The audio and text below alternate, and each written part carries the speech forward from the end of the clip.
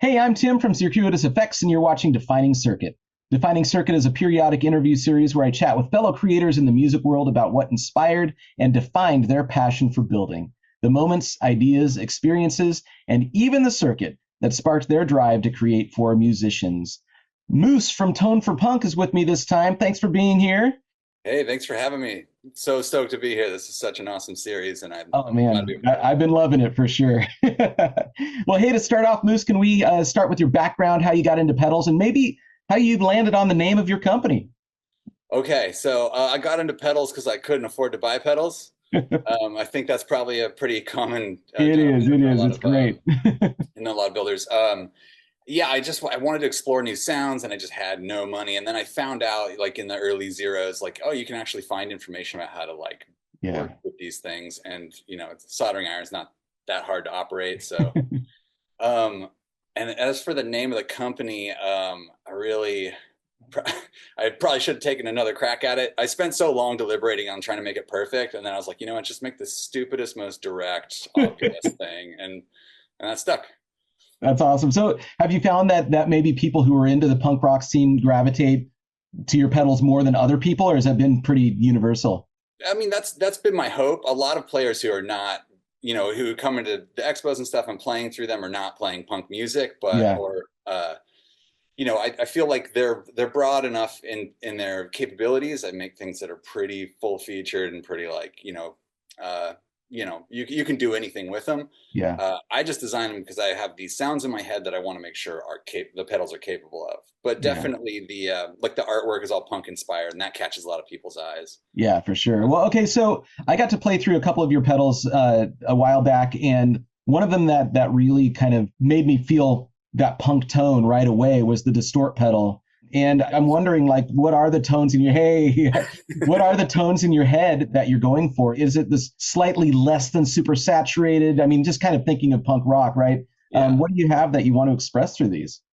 Yeah, so I mean, my main concern, and this is all actually tied into my defining circuit, which we'll get into later, but like my Yeah, main thing is like I want things to be sharp and clear and articulate and biting. I want to be able to play fast and have stuff that really cuts through and like really makes a statement. You know, I grew up on, 80s and 90s punk, hardcore, so I really want something that can achieve a fair amount of saturation because you don't want it to be like it sounds a little hollow if you're just playing like a little yeah, overdrive or whatever, but also not too overwhelming. But, the distort is the pedal that I made that really, I think, rides the line. Like you can get up to that edge of like just under fuzzy saturation sort of yeah. thing. But yeah, just wanted to make it just brutal and sharp and gnarly. That's what I'm going for. That's awesome. So you brought up the defining circuit. What is a circuit that sort of made you say, "Hey, this is amazing. I want to keep going with this"? Well, I want to introduce it's this, okay? But this is not a love story. I hate Yeah. this thing. I hate it. And you can get at me in the comments if you want. But this I got when I had no money in my pocket. I had like 26 bucks in my pocket. I spent Oh 25 man. of them on this thing. And this is just bog standard, like 2000s era big, Okay. which you can see I've modded. But like this tone control to me is like useless. You can't play fast music with this, or I can't. Maybe other people are better at it. I couldn't get anything out of it that wasn't sounding either totally mushy or totally like sharp.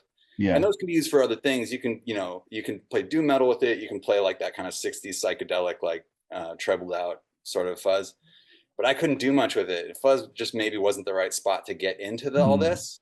But I had a friend at the time who was into circuit bending. And so I guess the honorable mention or sort of side circuit that would come into this conversation is the Casio SK1, Oh, which a great. lot of Yeah. builders probably have a That's pretty awesome. special relationship with. Because we took one of those apart and we were circuit bending it, and I was like, what if I did that to that pedal? Mm. And I hooked up, like I got like 8 or some different sounds out of it, and I felt like a genius. I was like, this is awesome. This thing sounds cool. Now, full disclosure, I plugged this in about a week ago in preparation for this, and it sounds like absolute garbage. None of the functions sound good. But what I did realize is that one of them bypassed that tone circuit completely, and that sounded kind of cool. And Mm. so that was kind of something that got me thinking about like, oh, how can I actually like figure out what's going on inside this thing and plan and make it work. Because I don't want to play through mushy, Yeah. mushy fuzz pedals. I want it to sound like, cool and big and sharp. Yeah, for sure. So aside from the friend that you had that was doing the circuit bending, what are some other resources that you were able to use to kind of figure out how to do all of this stuff? Oh man. So there's a lot. I mean, they're probably the same resources a lot of builders will tell you about, but I mean, just a bunch of like random forums online. And back in the day, in like the mid aughts, like all of these things were like really bad. It was like, someone on like a Telecaster based like website being like, I heard that if you take this thing out, I'll have to try it later. I don't know, whatever. But as things got better, like tag board effects or something, it's a bunch of Mm, bureau layouts. Like that yeah. was really helpful for me. And since then, there's been a lot more free stomp boxes, huge treasure trove of resources. Electro Yeah. Smash has been really helpful in the intervening years. But it was a lot of like clumsiness and stumbling around, and that's why the circuit bending thing was so, I guess, in my sort of mindset. That's kind of how I'm very hands-on. I just want to like mess things up and see how you can break them and make them interesting. So it was a lot of trial and error with a lot of this stuff, Yeah. and a lot of bad information was coming in and it was Yeah. turning into bad results. But over time, I think I've corrected and I've kind of dialed in a little bit better. Okay, so that's actually brings me to another question, which I think ties into this perfectly, which is over time, you've been doing this for a while. What are some things that maybe you struggled with, whether to learn or even unlearn as a builder as you've gone forward? So you mentioned some bad information. Is there anything specific that you can think of that's like, oh man, that was just terrible? Um, it's a little bit hard to pick out something specific. I know the things that I've been improving on are like, like a chef like hones their palate. You kind of hone your ear as you go, and you look back at some of the things you've built, and you're like, oh, that actually sounds really honky or weird. So it's a lot of it is like, people will have preferences for, whatever. Let's say you're doing like a treble boost or something, and someone will be like, this is the proper value input capacitor, or this is the proper one. Or people will be like, I switched it out with it, and it's like Yeah. all of that stuff you have to take with a grain of salt. It's a good starting point. You should test what they heard and realize like how that deviates from the standard and how that sounds to you and whether it's useful. And a lot of times, people are thinking about this from the perspective of a different type of music. And that's like the whole punk thing for me is like, okay, yeah, a lot of this stuff sounds great if you're playing like, spaced out blues rock or whatever. Yeah. But if you're going to play fast and hard, like a lot of this stuff doesn't quite sound right. So my goal has been to sort of tweak things a bit and make them sound like they could handle a bit more aggressive music. Yeah. But the other things that I've been tweaking are more like production process stuff. Yeah. Like, how do I get my boards cleaner? How do I build a tighter circuit? How do I eliminate redundancies? Because a lot of stuff I was building at first was just getting overcomplicated and bloated. Like there's extra things in there that don't hurt but don't need to be in there. Right. So just trying to tighten things up as I go has been good. Okay. And as part of your process, are you still doing a lot of through-hole stuff? Are you doing PCB? How are the enclosures being built? Is that all being farmed out, or are you still doing that stuff yourself? So enclosures I've been farming out. When I first started, I had the idea of doing them all, screen printing all myself because I Yeah. love doing that, but Yeah. it just takes way too much time. And I wish I had the luxury of doing that, but I Mhm. can't. And then mostly I do like the first couple runs of a pedal, I do them through hole just because, you get PCB back and you're like, oh, I made a mistake. I want to switch something out or whatever. And it's just easier to deal with. And then as soon as I'm like, okay, this is in a really good spot, I move to SMD just because I Okay. need to, like I said, I do not have a ton of time in the world. Yeah. So I need to like make this stuff happen as fast as possible. And, there's no sacrifice to the sound. They all sound great. I'm not like in the niche where I'm like, digging up a bunch of like NOS components. I do a little bit of that on the side or I have in the past when I have more Yeah. time. Yeah. But like, I just can't focus on that as hard and still make the pedals that I make.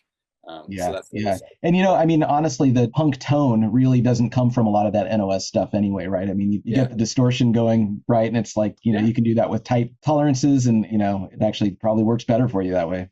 Yeah, and I mean, another thing is like this stuff just needs to be utilitarian in some sense, and Yeah. like just needs to serve its purpose. It needs to be tough, and it just needs to get in people's hands. I mean, that's the Yeah. main thing. It's like I want this stuff to get in people's hands. I try to keep my prices reasonable. I try to make things accessible, and controls simple enough and stuff. But yeah, I don't think that the world needs me to step in and make another like super, super old NOS component, Right. fuzz face. Yeah, I yeah. will if you want, but Right. I just don't think that's Right. my exact niche. So Yeah. Well, on your website, I saw the coffeeage that, and tell me if I'm wrong, but I think you were working on that last time I saw you. yeah, It was broken into a couple of different enclosures back then, right? so the Coffeeage is my most convoluted release ever. Yeah. It's the pedal I've actually been working on the longest in this venture. I started with that, and it kept getting shelved. I had scope creep and everything. I was like, oh, we're gonna add some more. We're gonna add some more. So you were at the LA Expo like a year ago and played Yeah. through that, and like since then I've had other revelations about how I should do it. And so this is my problem is like I keep thinking like, oh, it could use a clean blend. And then I'm like, okay, well, the clean blend sounds great with the bass, but it sounds a little wonky with the guitar. What if there was a distortion that you could blend into the clean blend? So I've got a few Coffeeages out in the wild, but now I'm like resetting a little bit because I'm like, I want to make it better. I want to put all those features in. So I did a deluxe version, and I'm even making a couple of small tweaks to that now too. So eventually that will be back out and released. But like Okay. that pedal is so special to me. It just sounds so weird and crazy and big, and it has so much latitude. That's So awesome. I really do want to get it right. Yeah. So sorry I can't make a release and then do a second version later. I just keep Yeah. like it keeps creeping forward. Yeah, no, that's great. I mean, that's kind of harkens to the true DIY nature of a lot of this stuff, right? It's like things keep evolving, and that's one of the flexibilities that I think we have. It as long as we're not trying to put out like a huge line of 5,000 pedals or something. Right. Yeah. You have the luxury of doing that, which just I think is really great. But I hope that people respond to all the new weird stuff and they're not like, we like the old one better. You know what? Just keep on moving forward, right? Yeah. Aside from the coffee, do you have anything else planned for the future coming up? Yes. I've got a couple of things actually. So speaking of the Coffeeage, I did a whole circuit that blends in with it. It's a whole blend circuit. And it kind of stumbled across this, and I really love it. It can do clean, it can do distorted, it can do this weird textural fuzz thing. Yeah. And I actually like it so much, I've broken it out to its own pedal as well. Yeah, cool. Which is called the NAR. Because I don't know what else to call it. But people at the Portland Expo played it. They really liked it. And it just sounds super weird. I've got that also going to be blended into a pedal I'm doing in the future. That's a super secret. Cool. But I also have the Repo Drive, which is this kind of a nonsensical iteration on a boost pedal I did. Okay. But now it's turned into like a boost in one channel with another channel that's a drive with a 3-band EQ and pre and post gain. And it's just like all this layering of gain stages to give you all these cool, weird textures. I think it's like a really one-stop kind of pedal if you want a punk tone, because you can just get anything you want out of it. Cool. Well, Moose, thank you. This has been wonderful. Yes, likewise. Thank you so much for having me. All right. Well, thanks everyone for watching. If you enjoyed the conversation, stick around. More interviews are on the way where I'll keep exploring all the things that define why we do what we do. Thanks, Moose. It's been great. Thank you so much.